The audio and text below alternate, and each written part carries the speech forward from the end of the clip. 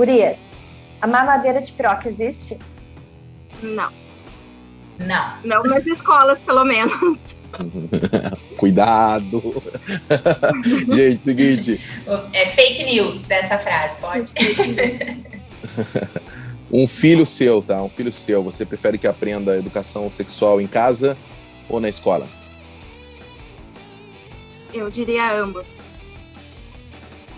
Nos dois, com certeza. E o famoso kit gay, existe? Sim, existe.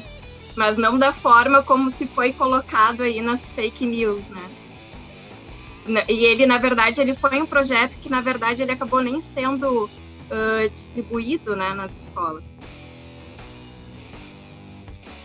Kit gay não existiu. Existiu uma proposta contra a homofobia.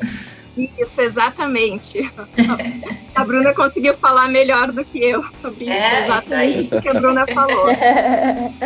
Uma disciplina sobre educação sexual seria necessária no ensino fundamental?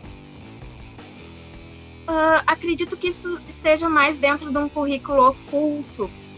Não vejo como uma necessidade.